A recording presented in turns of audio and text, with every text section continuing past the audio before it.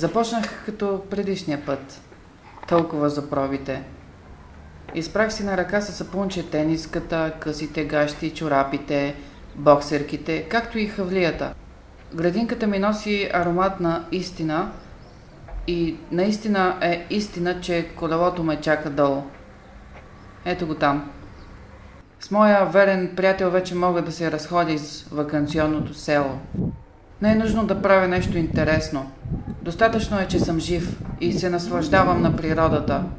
Толкова простичко е всичко. Или, може би, аз съм прост. Затова го виждам така. Дори не знам каква е тази дървена конструкция. Това, което искам е да стигна до края. Да видя какво има отвъд.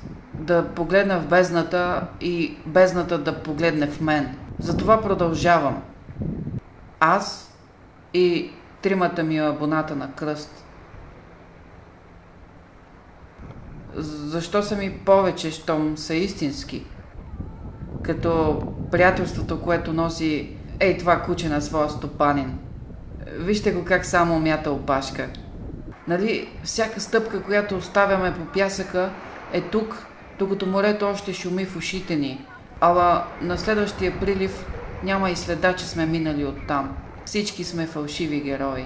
Истински са само мечтите ни, които не са се сбъднали. Защото всяко нещо, което постигаме, дори най-обикновената мечта има цена, която не винаги е така красива, както в представите ни. Отплеснах се. Пристигнах на морската гара. Забавих се малко, само защото имаше вълни и колелото ми трудно поддържаше прав курс.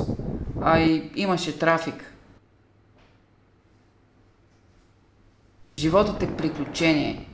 Не заради това, което ни се случва, а заради онова, което искаме да ни се случи. Да стъпим на последното стъпало, да прескочим парапета, да надминем границите, които другите и ние се слагаме, да поемем въздух, да погледнем в бездната и бездната да погледне в нас. И дори с сетен дъх да скочим отвъд.